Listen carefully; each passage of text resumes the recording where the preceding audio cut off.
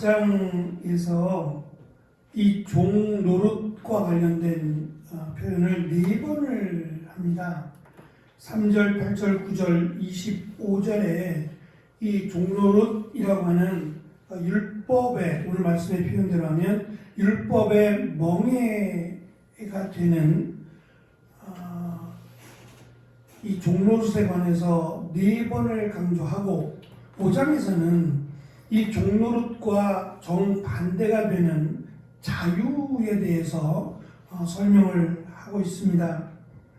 갈라디아 교회 성도들이 바울이 전한 복음을 믿기 전에는 우상에게 그들이 섬기던 이 소아시아 지역 또는 갈라디아 지역에 우상에 종노릇하며 살았습니다.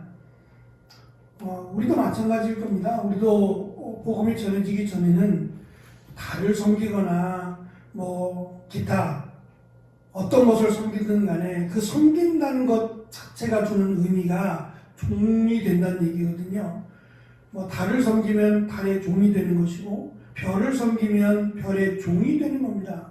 그 종노릇을 하며 살았다라고 설명을 하고 복음을 듣고 예수 그리스도를 믿음으로 이제는 종노릇에서 자유하게 된, 그래서 앞에서 설명한 자유자의 아들인 하나님의 아들이라고 하는 정말 은혜라고밖에 표현이 안 되죠.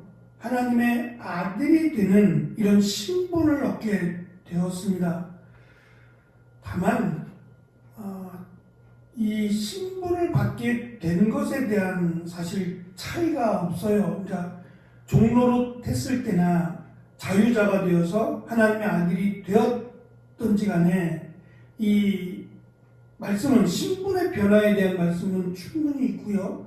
또 그것에 대해서 하나님의 아들이 되었다라고 하는 것을 이제는 성령을 따라든 것으로 설명을 해서 성령께서 사실은 보증자가 되어주시는 거예요. 그럼에도 우리의 밖으로 드러난 것에 대한 변화는 없어요. 보통은 종이 입는 옷, 또 자유인이 입는 옷, 이런 것들이 달라요. 혜택도 다르고 삶의 모습이 완전히 달라요. 그냥 그 사람의 옷만 봐도 이 사람이 종이다, 자유인이다, 시민권자다, 이런 것들을 확연하게 드러내길 원하거든요. 그래서 입는 옷도 다르고 또 자신이 사용하는 것들이 다르단 말입니다. 하지만 율법의 노예가 된 것, 율법의 종노릇했던 것과 예수 그리스도를 믿고 하나님의 아들이 된 것과의 차이는 이 겉으로 드러난 것에 대한 차이는 없단 말입니다.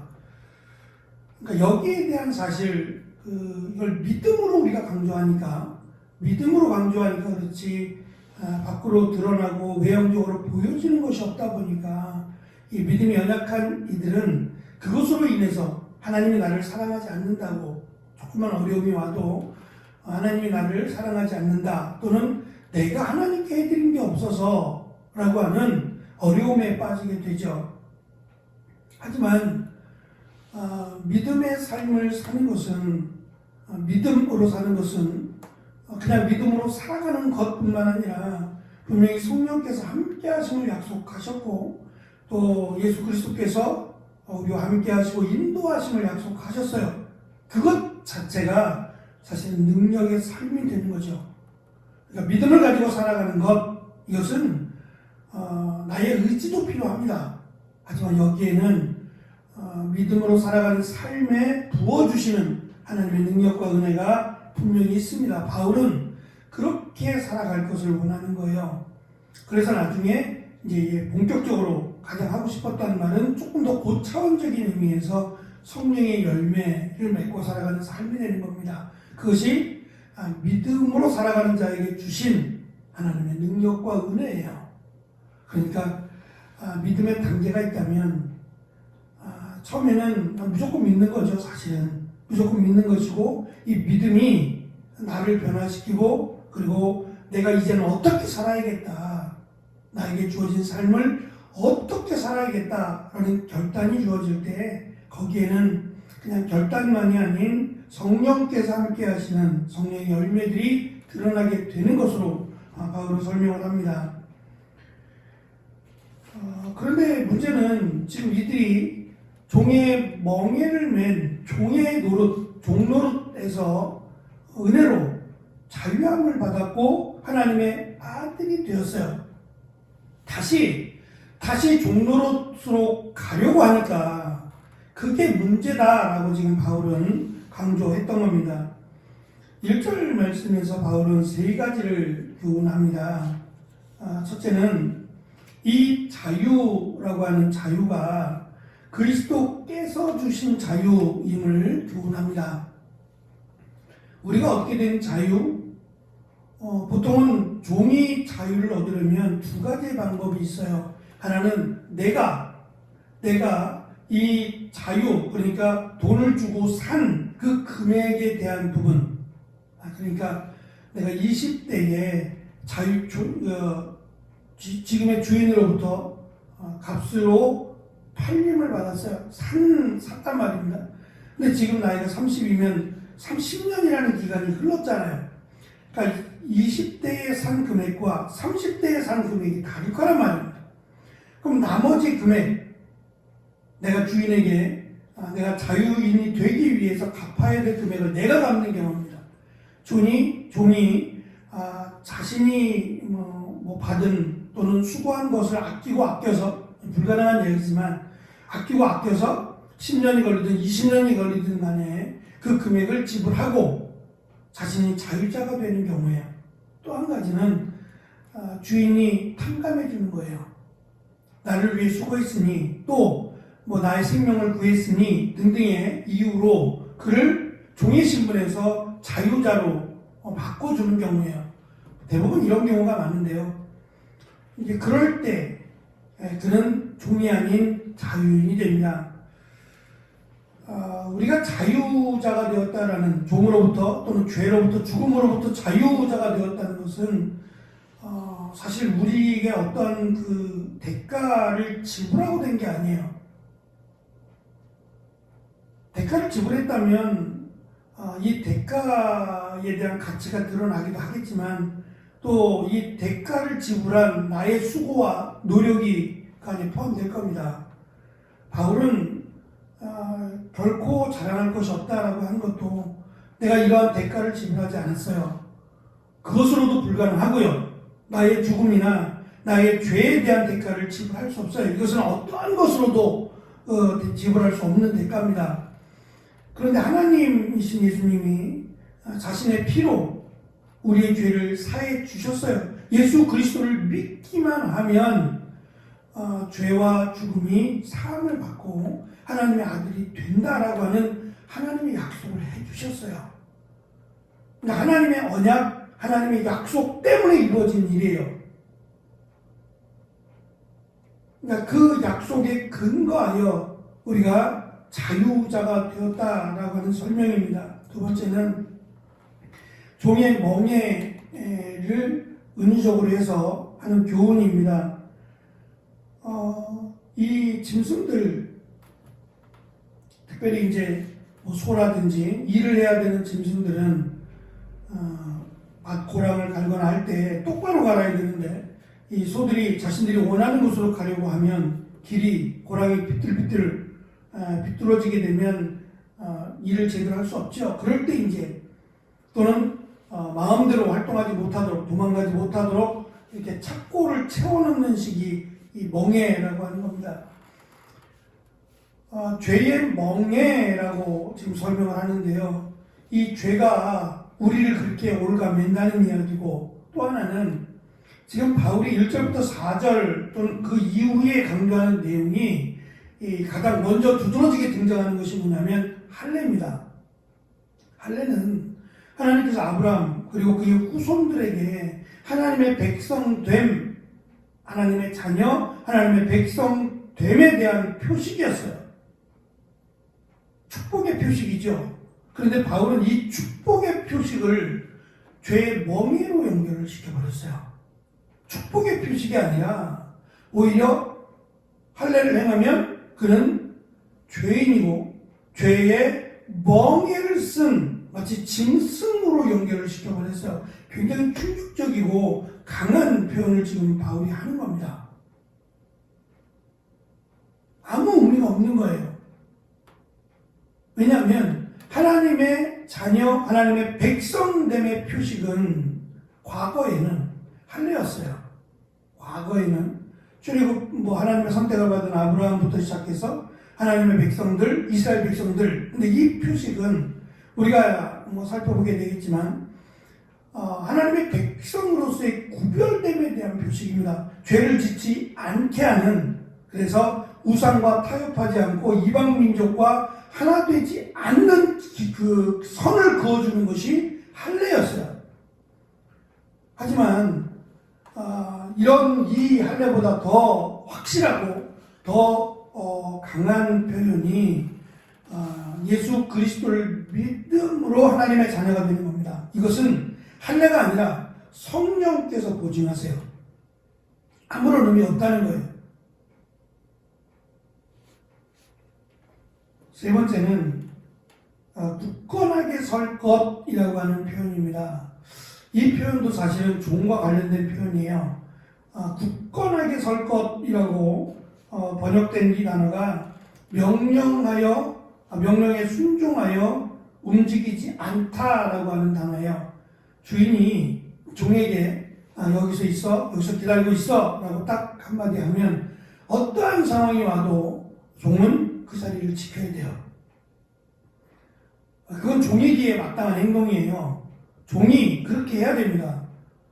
그러면 우리가 하나님의 종은 아닙니다. 하나님의 자녀로서 하나님의 말씀, 그것에 순종해야 됨이 마땅하면 하나님이 너는 아들이니까 여기 있어 라고 하셨으면 아들의 자리에 있어야지 왜 또 종의 자리로 자꾸 가려고 하냐 말이에요. 마땅히 있어야 될 아들의 자리에 신분에 있어야지 종의 자리로 자꾸 가려고 하니까 여기 있으라고 지금 명령으로 바울이 말하고 있는 겁니다. 어떤 학생이 이런 질문을 했어요. 목사님, 세례를 2번 받아도 돼요? 그래서 왜? 물었더니 기억이 나지 않아요. 제가 세례를 받았는지 안 받았는지 기억이 나지 않아요. 또 받아도 괜찮아요?